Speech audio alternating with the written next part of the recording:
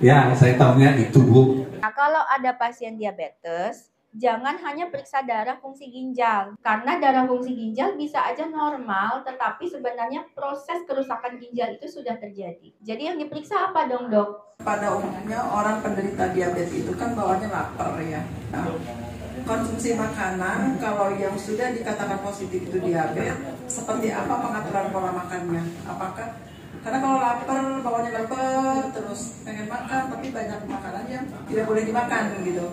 Osbindu Mentari 06. Yes, yes, yes. Jadi gini Pak, orang diabetes itu ginjal itu kan mampu untuk menahan gula. Jadi kalau ada gula kita agak tinggi itu ginjal itu akan mampu menahan.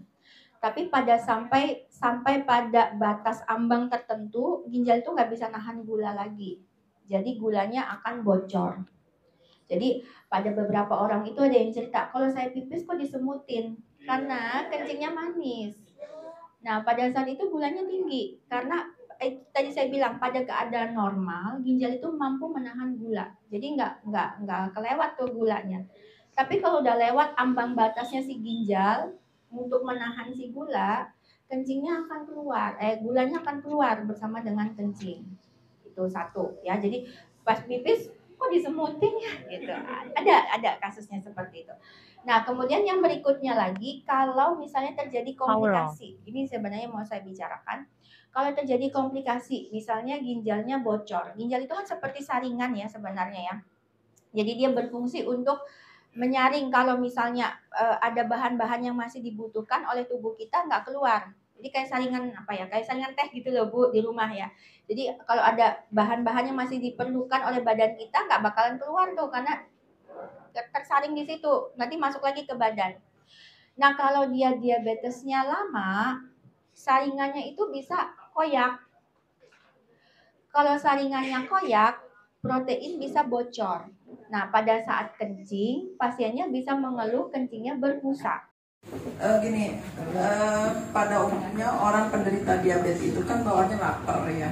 Nah, konsumsi makanan kalau yang sudah dikatakan positif itu diabetes, seperti apa pengaturan pola makannya? Apakah karena kalau lapar, bawaannya lapar, terus pengen makan, tapi banyak makanan yang tidak boleh dimakan gitu. Nah, aturannya seperti itu aja. Terima kasih. Iya. Jadi ini Bu, pasien diabetes itu lapar kalau gulanya nggak terkontrol. Jadi kita kembali ke ilustrasi yang tadi ya.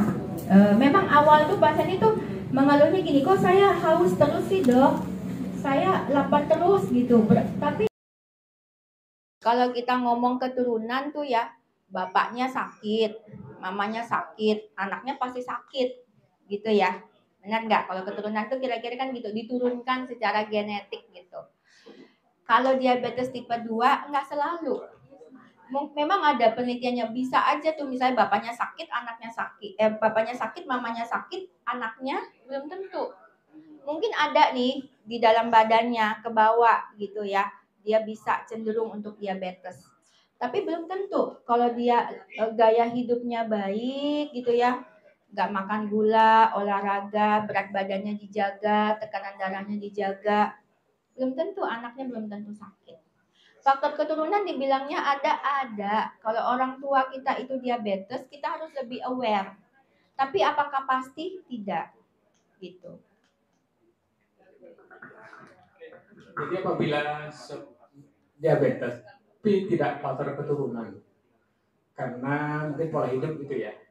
Nah, apakah itu nanti berkemungkinan akan menurun nggak ke anaknya? Kuncinya sebenarnya dari diabetes tadi yang saya sebutkan Pak, pola hidup. Jadi kalau misalnya bapak ibunya nggak diabetes, tapi itu saya bilang anak-anak kita sekarang ini banyak minum minuman manis, makanannya juga yang cepat saji gitu ya, bisa aja diabetes Pak, meskipun orang tuanya tidak. Gitu. Jadi untuk diabetes tipe 2, pola hidup itu sangat penting. Kalau zaman dulu kan kita makannya semuanya susah kan cari makan ya. Kalau sekarang gampang banget, mau ke mana juga ada makan. Iya, tinggal Grab. Dan pilihannya juga ada macam-macam tuh ya.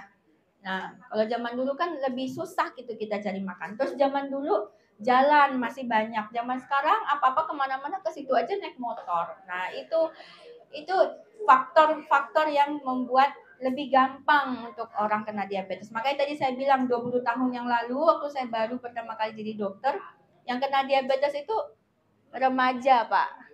Remaja sini. Sekarang tuh ketemunya remaja sini nih. Lebih makin muda ketemunya. Problemnya makin cepat kena diabetes, komplikasinya itu makin banyak. Jadi akibatnya apa? Akibatnya karena saya memang spesialisnya di ginjal, pasien gagal ginjal itu makin banyak. Sekarang itu gagal ginjal itu ya kayak orang flu, ya mungkin ya seperti orang flu gitu ya. Ya mungkin karena saya ginjal ya, jadi setiap hari saya ketemu orang ginjal. Banyak karena ya itu kok pola hidup yang tadi itu Bapak Ibu. Jadi apa Pak? Pasien yang ginjal Pak, umurnya bervariasi. Paling muda pasien saya, karena saya pasien penyakit dalam ya, kalau anak saya nggak tahu. Paling muda pasien saya 18 tahun ada cuci darah. Paling tua 80 tahun ada cuci darah juga. Yang banyak ya tengah-tengah lah usianya ya. Tengah-tengah 50, 60 gitu. Harus hati-hati. Mungkin saya bahas sedikit ya kalau ada pasien diabetes ya seperti Pak RW. Kalau ada pasien diabetes, kita salah satunya yang perlu dievaluasi adalah apakah ginjal Bapak baik-baik saja atau tidak. Karena kalau ginjal Bapak tidak baik-baik saja, harus segera diintervensi dari awal. Karena ginjal itu tidak memberikan gejala juga, Pak. Sampai dia stadium akhir. Waktu udah stadium akhir, udah repot. Nggak bisa lagi kita obatin. Karena biar bagaimanapun, mencegah lebih baik daripada mengobati. Jadi prinsipnya Bapak Ibu semuanya, kita mencegah lebih baik daripada mengobati ya. Nah, kalau ada pasien diabetes, jangan hanya periksa darah fungsi ginjal. Karena darah fungsi ginjal bisa aja normal, tetapi sebenarnya proses kerusakan ginjal itu sudah terjadi. Jadi yang diperiksa apa dong dok? Periksanya kencing. Karena ginjal itu produknya kencing. Yang diperiksa adalah kencing. Apakah ada kebocoran atau tidak yang tadi saya sebutkan. Bapak perhatikan kencingnya, berbusa atau tidak. Kalau berbusa, segera laporkan ke dokternya untuk diperiksa. Apakah saringan yang tadi itu bocor atau tidak. Kalau sampai saringannya bocor, harus segera diobatin, kalau bisa ditutup. Tidak boleh ada kebocoran, karena kebocoran itu jika dibiarkan lama, fungsi ginjalnya akan turun. Nah, waktu ada kebocoran kecil itu, Bapak cek, kan kreatinin ya, tahu ya, periksa fungsi ginjal namanya kreatinin ya. Kreatininnya masih normal. Jadi pasien happy, oh bagus fungsi ginjal. Ternyata udah ada kebocoran. Nah, kalau kebocoran itu dibiarkan terus, apalagi kalau kebocorannya lama-lama fungsi ginjal Bapak akan turun. Kalau udah turun, problemnya susah untuk balik lagi. Jadi kembali lagi tadi saya bilang, mencegah lebih baik daripada mengobati. Kencingnya berwarna bisa sebabnya macam-macam Pak, tergantung warnanya apa. Kalau warnanya merah, bisa aja karena pengaruh obat atau karena ada darah. Kalau ada darah harus kita evaluasi lagi. Kenapa nih? Darahnya dari mana asalnya sumbernya? Ya, saya tahunya itu Bu, tapi mungkin dokter kan udah tahu. Kan kadang-kadang kita cuma bilang itu penyakit apa ya? Lambung. Nah, itu padahal sebenarnya kan ada pemicunya, termasuk juga di internis mungkin ya. Nah, mungkin bisa dijelaskan atau sesi berikutnya ya Pak RB ya, Mas Bro. Mas Bro, sesi berikutnya ya kita bahas mengenai lambung. Setuju? Makasih. Pak Feli berikutnya. Oke. GERD ya. Lambung. Panjang Pak, nggak selesai tuh kalau satu sesi. Nah, makanya usul nanti sesi berikutnya mungkin ya. Itu kan Nanti kalau udah diobatin kayak Bapak ya oke lagi nih ya Pak, seksi lagi ya Pak ya gitu. Nah, kenapa bisa kok lapar? Karena tadi gula saya tinggi, kok saya lapar, kok lemes gitu ya. Karena tadi gulanya numpuk di darah, nggak bisa masuk ke dalam dapur. Jadi nggak diolah jadi energi. Akibatnya apa? Badannya nggak ada energinya. Jadi bawahnya apa? Lemes, lapar. Karena berasanya belum ada nih yang masuk. Karena kalau normalnya kan kita nggak ada energinya nih ya, kita lapar gitu ya.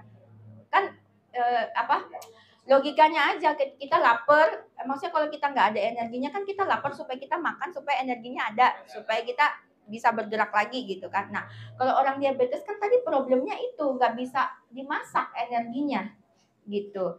Jadi gulanya tinggi numpuk tapi nggak ada energinya. Jadi bawaannya lapar. Kucingnya lapar gue. Gitu. Jadi kalau pasien diabetes sebenarnya kalau sudah terkontrol nggak ada Bu, rasanya lapar itu nggak ada. Itu untuk pasien yang awal. Atau dia merasa seperti itu mungkin gulanya masih belum terkontrol. Jadi yang harus dilakukan adalah konsultasi lagi sama dokter untuk dievaluasi lagi pengobatannya. Nah, untuk makan nih untuk pasien diabetes pada prinsipnya sebenarnya kalau tanpa komplikasi ya, nggak ada komplikasi ke ginjal, nggak ada komplikasi ke jantung, pasien diabetes itu boleh makan apa saja, Bu. Tetapi dengan porsi yang sesuai dengan kebutuhannya. Jadi saya kalau bilang ke pasien diabetes tuh, Bapak sekarang udah diabetes, kalau makan padang nggak boleh nambah loh. Nasinya hati-hati loh Pak gitu. Jadi orang diabetes nggak boleh rakus lagi. Jadi makan tadi saya bilang sesuaikan dengan kebutuhan badan kita. Grab kita misalnya cuma 6, ya gulanya cuma boleh 6 gitu. Nggak boleh sampai 100. Kalau 100 sisanya siapa yang ngangkut? Numpuk di darah gitu ya.